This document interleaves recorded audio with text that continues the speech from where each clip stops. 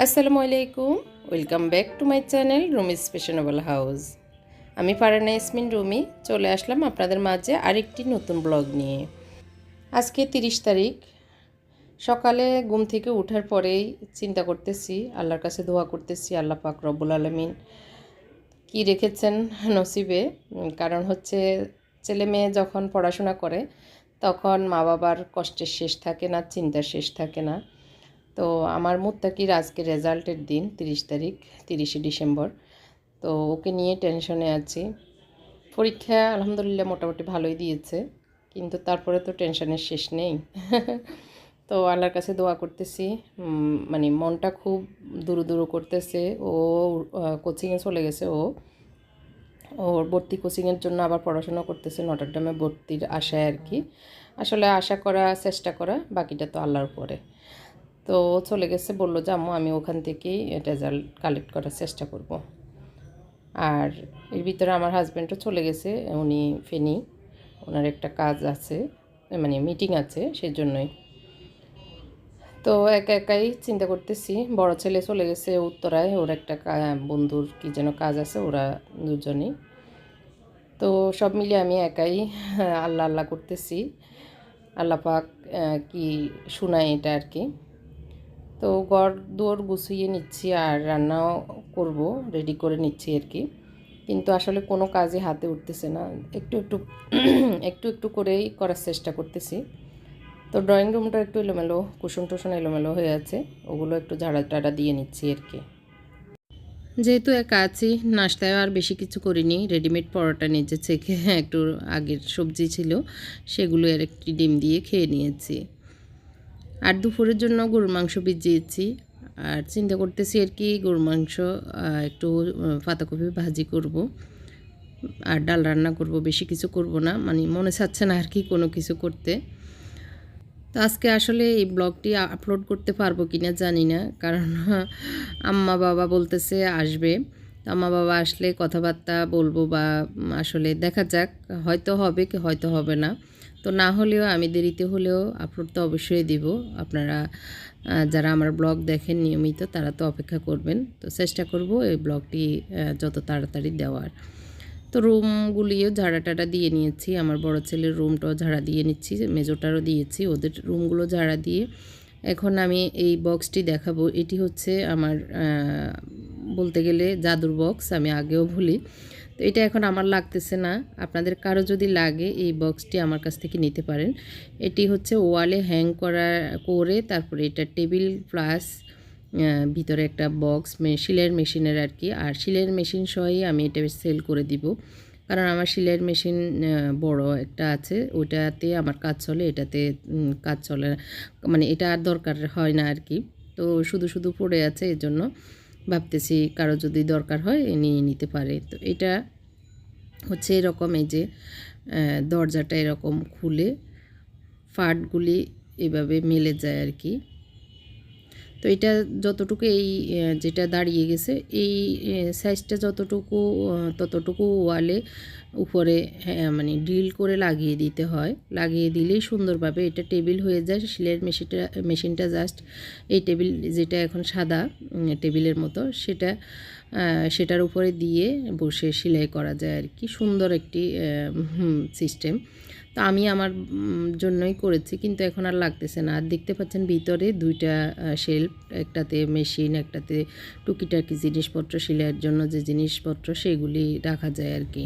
সেলাইয়ের মেশিনটা হচ্ছে এই যে মোটর সিস্টেম করে নিয়েছি আমি। আবার চাইলে হ্যান্ডেল, মানে যারা হাত দিয়ে সেলাই করেন হ্যান্ডেল ঘুরিয়ে আর কি, সেটাও আছে, সেটা দিয়েও করা যাবে। মেশিন মানে মোটরটা খুলে শুধু এটা সেট করে নিলেই হয়ে যায়, যে হ্যান্ডেল এটা দিয়ে ঘুরিয়ে ঘুরিয়ে হাত মেশিন যেটাকে বলে আর কি, সেটা দিয়েও করা যায়। তো এটা এখন একটা বেশি একটা ইউজ হয় না, এই জন্য ভিতরে এলোমেলো হয়ে আছে, না হয় আমি অনেক সুন্দর করে গুছিয়ে রাখি আর কি। তো এখন বেশি একটা ইউজ করি না, আর দরকারও হয় না।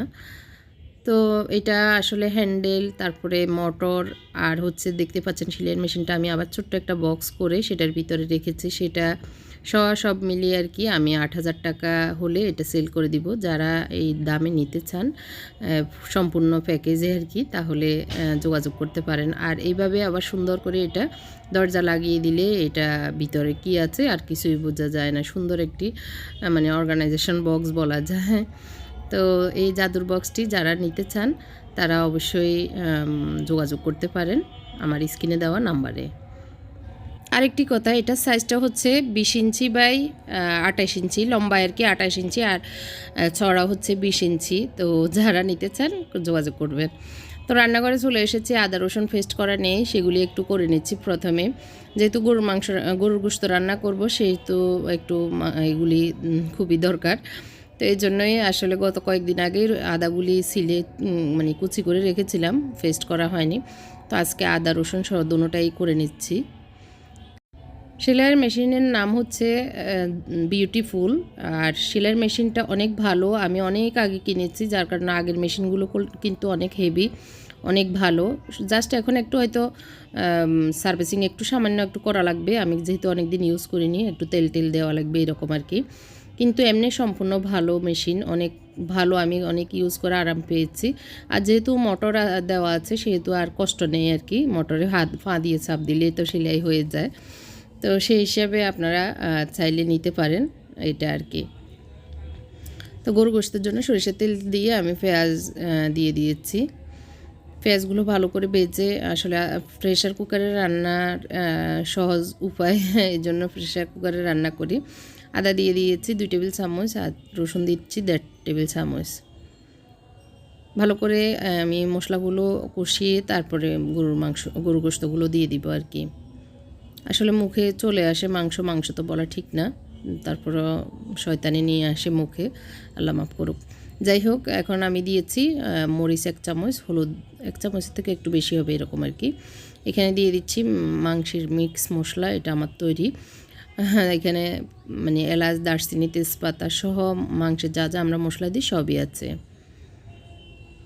দিয়ে দিচ্ছি একটু ফাস্টফুডন মশলা। আমি ফাস্টফুডন মশলা গরুর গোশত রান্নায় দিয়ে থাকি, কারণ ফাস্টফুডন মশলার কারণে এটার টেস্ট এবং গ্রানটা আরেকটু অন্যরকম হয়ে যায়, খেতে অনেক ভালো লাগে এর জন্য।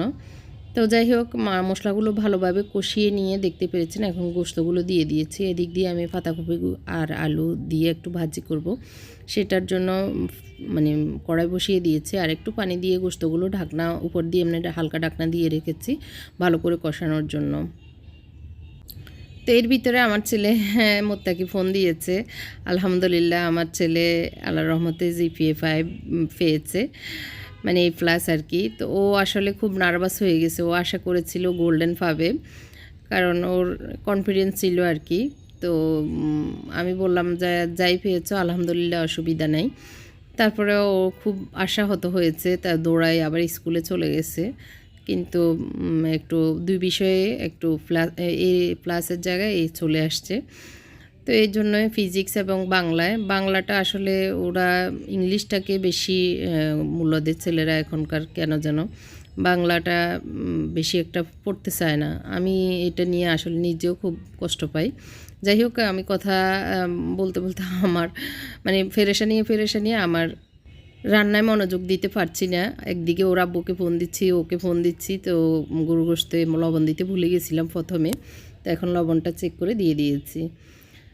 হ্যাঁ, তো যাই হোক, বাংলা একটু পাইছে, আর হচ্ছে ফিজিক্সটা প্রথম দিন একটু খারাপ হয়েছে, যার কারণে হয়তো একটু নাম্বার কম এসেছে, যার কারণে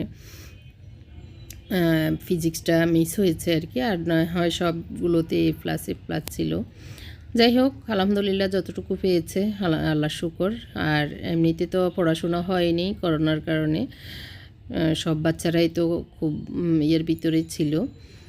তো আল্লাহর শুকর যে যতটুকু খুশি আল্লাহ পাক দিয়েছেন, আলহামদুলিল্লাহ আমরা তো খুশি হয়েছি। আপনারাও আমার ছেলেদের জন্য দোয়া করবেন। তো এর ভিতরে আম্মা বাবাও এসেছে, ও স্কুল থেকে এসেছে, এখন বাবা আসার সময় ফুল নিয়ে এসেছে।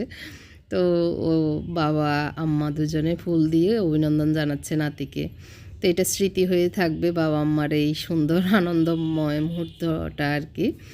আম্মা বাবা অনেক খুশি হয়েছে নাতির এই রেজাল্টে আর কি। আসলে এই বছর নাকি এই প্লাসের হার অনেক কম, 3%।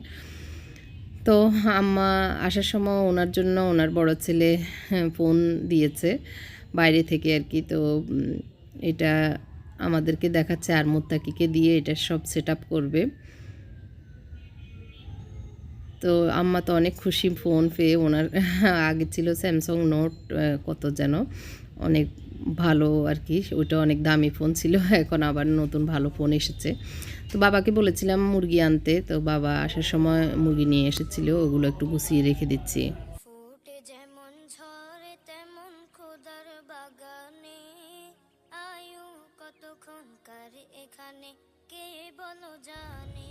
তো গোস্তগুলো গুছিয়ে আমি গোসলে চলে যাব। আসলে সময় অনেক হয়ে গেছে।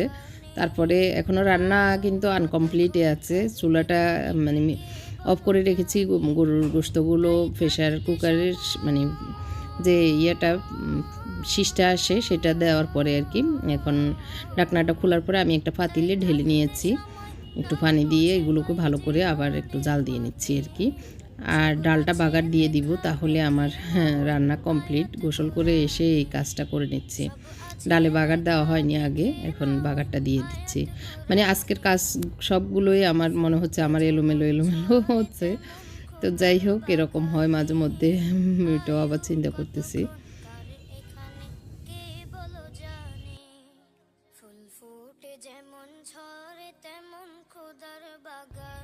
তো এখন খাবার টেবিলে দিয়ে দিচ্ছি, রান্নাবান্না শেষ, আমরাও খেয়ে নিব। খেয়ে আসলে বাবা মা আছে, খেয়ে আসলে কথাবার্তা হচ্ছে সারাক্ষণ, এদিকে সেদিকে অনেক জায়গা থেকে ফোন আসতেছে, চারিদিকে ফোন টোন করতেছি, খুশির সংবাদ সবাইকে দিচ্ছি নিচ্ছি আর কি, আবার অন্যগুলো জানতেছি। তো যাই হোক, অনেক ব্যস্ত একটি দিন যাচ্ছে, বা একটি আনন্দময় দিন যেটাই বলি। আল্লাহ শুক্রিয়া, আল্লাহ সকাল থেকে যে টেনশন রেখেছিল সেটা এখন মুক্ত হয়েছি আলহামদুলিল্লাহ। তো বাদ দিয়ে দিয়েছি, বাবার খেয়ে বাবা আবার করবে, একটু শুবে, এর জন্য। তো আজকের মতো এখানেই বিদায় নিচ্ছি। কেমন লেগেছে আজকের ব্লগটি কমেন্ট করে জানাবেন।